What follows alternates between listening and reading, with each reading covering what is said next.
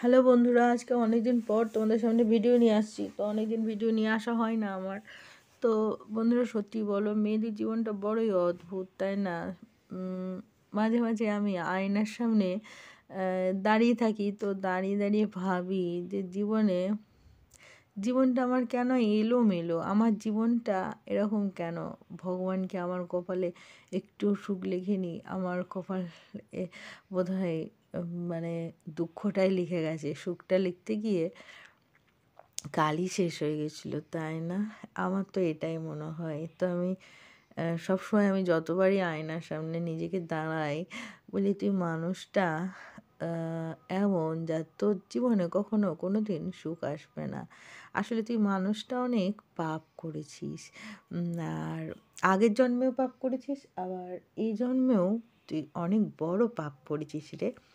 তাই তোর কখনো আমি তোকে সুখ দেব না, এরকম যেন আমার সবসময় আয়নার সামনে বা আমি তো আয়নার সামনে খুব কমই দাঁড়াই, ভয় পাই সত্যি সত্যি আয়নাটাকে। কারণ নিজেকে দেখে সত্যি নিজের প্রতি অনেক ঘেন্না হয় যে আমি এতটা মূর্খ, আমি এতটা বোকা, ঠিক আছে? আর যারা অনেক বেশি চালাক, চতুর, তাদেরকে দেখে আমার এখন, আগে কখনো কোনো দিন কারোর প্রতি আমার হিংসা হয়নি, এখনও কারোর প্রতি আমার হিংসা হয় না। শুধু একটা জিনিস দেখে আমার ভীষণ লোভ হয় আর হিংসা হয় যে কোনো মানুষ যদি কোনো মানুষকে, কেউ কাউকে যদি ব্যথা দেয়, সে মেয়েটি কীভাবে, যার ছেলে যাই হোক, কীভাবে তাকে মানে তাকে যদি অপমান করা হয়, সে উল্টে কীভাবে অপমান করে। তো আমার মনে হয় আমি যদি এটা শিখতে পারতাম, তাহলে আমার জন্য ভীষণ ভীষণ ভালো হতো। আসলে কেউ যদি আমাকে কোনো খারাপ কথা বলে, আমি উল্টে তার পরিপ্রেক্ষিতে কখনোই খারাপ কথা বলি না তাকে। কারণ আমার মনে হয় আমার জন্য সে কষ্ট পাবে। ঠিক আছে, আমাকে তো সে কষ্ট দিয়েছে, আমি না হয় কষ্টটা হজম করে নেবো। আমার এরকম মনে হয়।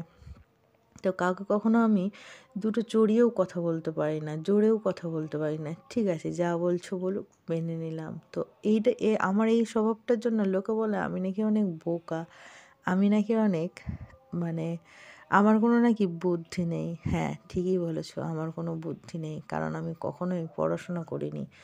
আর আমি আমি স্কুল গেছি, কলেজ গেছি, কিন্তু আমার বুদ্ধি নেই, তো ওই জন্য আমি পড়াশোনা করিনি। আমি মূর্খ, বুঝেছো? হ্যাঁ, আমি কলেজ পাস করেছি, কিন্তু আমি মূর্খ, বুঝেছো? কারণ কি বলো তো?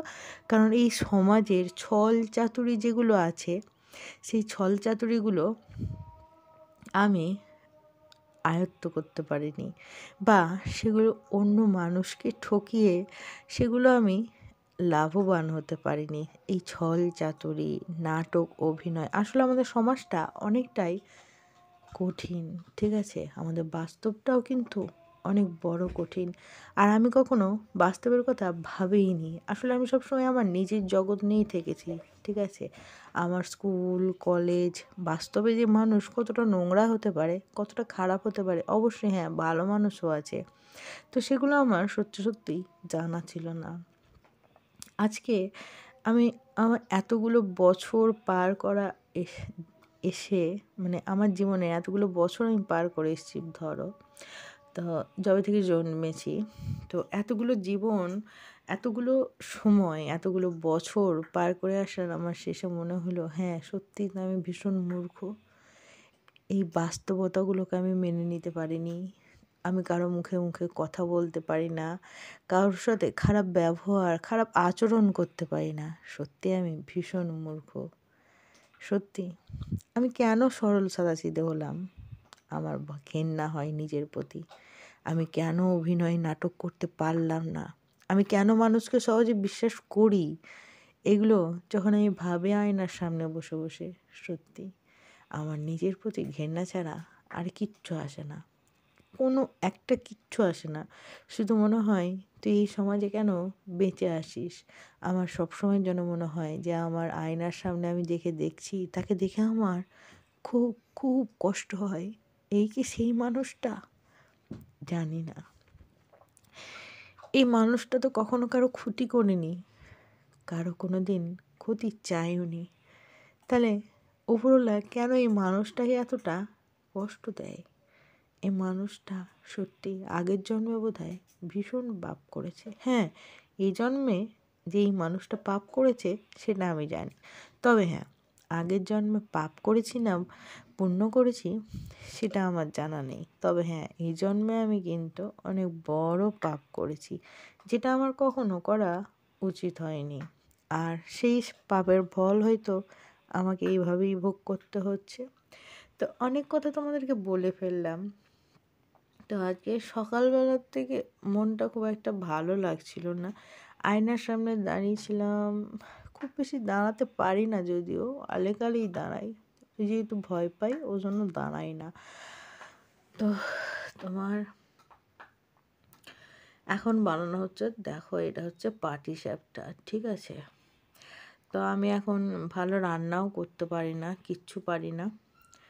আর এটা হচ্ছে তোমার পাটিসাপটাগুলোকে করে তুলে নিয়েছি, এর ভেতরে সন্দেশ ভরা হয়েছে। এবার এগুলোকে একটু ভাজার পালা হচ্ছে। তো এগুলো একটু ভেজে নিচ্ছি, কারণ এটা হচ্ছে আমাদের আজকে সকালের টিফিন। ছেলেটা মেয়েটা খুব বায়না করছিল যে ওরা একটু পাটিসাপটা খাবে। তো এই পাটিসাপটার রেসিপিটা তোমরা প্রত্যেকে অনেকেই জানো। তো আমি কিভাবে করলাম সেটা তোমাদেরকে একটু আমি বলে দিচ্ছি।